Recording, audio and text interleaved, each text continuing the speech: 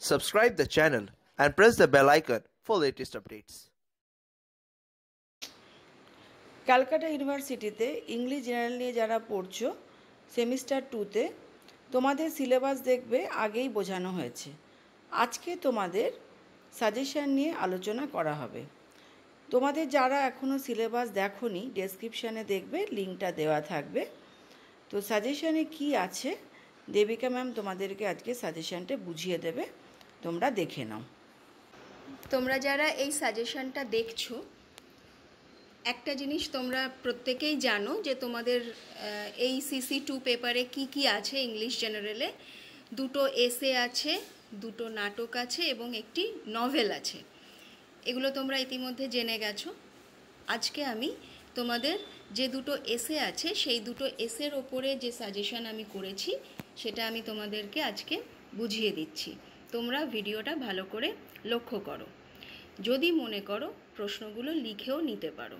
প্রথমেই আসবো long কোয়েশ্চেনে।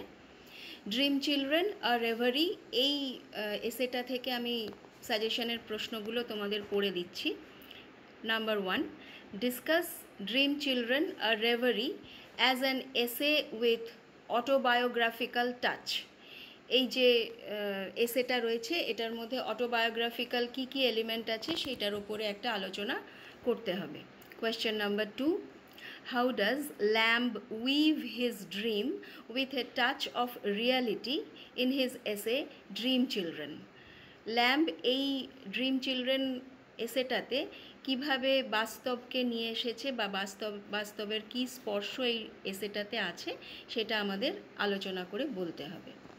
Question number 3, Lamb speaks of many characters in his essay. Are those sketches real? Comment on Lamb's technique of characterization. এই এসেটাতে lamb বেশ কিছু চরিত্রের কথা বলছেন এবং তোমাদের লিখতে হবে যে এই চরিত্রগুলো কি সত্যি সত্যি ল্যাম্বের জীবনে ছিল বা ল্যাম্ব যেভাবে চরিত্রায়ন করেছে সেই টেকনিকটা নিয়ে আলোচনা করতে হবে। Question number 4, why is the essay called a reverie? Give instances from the essay to substantiate your answer. এসেটাকে দেখবে, এসের যে টপিকটা রয়েছে সেটা কীরকমভাবে লেখা আছে, ড্রিম চিলড্রেন আ রেভারি। তো এসেটাকে রেভারি কেন বলা হচ্ছে, এসে থেকে উদাহরণ দিয়ে ইনস্ট্যান্সেস দিয়ে তোমাদেরকে এটা বুঝিয়ে লিখতে হবে। Question number 5, why does Lamb embark upon such a dream writing? Lamb এরকম একটা স্বপ্নের লেখার কাজ কেন এটা হাতে নিলেন, এই এসে লেখার কাজটা। অথবা একই কোয়েশ্চেন আমরা অর হিসেবে দেখতে পারি, comment upon the title of the essay. এসের যে শীর্ষকটা আছে টাইটেলটা, তার ওপরে একটা তোমার কমেন্ট এখানে চাওয়া হয়েছে। এই গেল ড্রিম চিলড্রেনের ওপরে আমাদের সাজেশন। এরপরে দেখো শুটিং অ্যান এলিফ্যান্ট, পরবর্তী যে এসেটা তোমাদের আছে সেইটার ওপরে কি প্রশ্ন রয়েছে সেগুলো এবারে আমরা দেখে নিই। Question number 1, this is an authentic document on imperialism by a European. Comment. এই যে এসেটা রয়েছে শুটিং অ্যান এলিফ্যান্ট, এটা সাম্রাজ্যবাদের ওপর বা ইম্পেরিয়ালিজমের ওপর এটা দলিল এবং এই দলিলটা অত্যন্ত বাস্তবসম্মত এবং সেটা কে লিখছেন, একজন ইউরোপীয় লিখছেন। এর ওপরে তোমার মন্তব্য এখানে চাওয়া হয়েছে।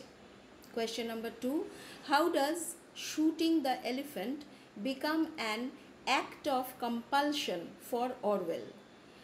হাতিটিকে মারার যে পুরো প্রক্রিয়াটা সেটা অরওয়েলের কাছে একটা বাধ্যবাধকতা, কম্পালশন মানে বাধ্যবাধকতা, সেটা কিভাবে হয়ে দাঁড়ায় সেটা আমাদের এই প্রশ্নের উত্তরে লিখতে হবে বুঝিয়ে। Question number 3, why and how Orwell is so critical about imperialism in the East? প্রাচ্যে সাম্রাজ্যবাদের ওপরে অরওয়েল এতখানি ক্রিটিক্যাল কেন, অর্থাৎ তার এত সমালোচনা কেন এবং কিভাবে অরওয়েল করছেন এই এসের মধ্যে। Question number 4, give a description of how the narrator tries to understand the natives and there behaviour towards the Europeans. এখানে বলা হয়েছে একটা ডেসক্রিপশন দাও, বর্ণনা দাও কিভাবে বক্তা, অর্থাৎ এখানে জর্জ অরওয়েল লেখক যিনি, তিনি কিভাবে নেটিভদেরকে বোঝার চেষ্টা করছেন। নেটিভ মানে স্থানীয় বাসিন্দা, অর্থাৎ বার্মার যে স্থানীয় বাসিন্দা তাদের ব্যবহার ইউরোপীয়দের প্রতি সেটা বোঝার চেষ্টা লেখক কিভাবে করছেন তার একটা বর্ণনা এখানে চাওয়া হয়েছে। Question number 5. Shooting an elephant is an essay that speaks about the differences man has round the world. How does Orwell justifies this? এখানে বলা হয়েছে শুটিং অ্যান এলিফ্যান্ট এমন একটা রচনা, এমন একটা এসে যেটাতে কি বলছে, that speaks about the differences man has round the world.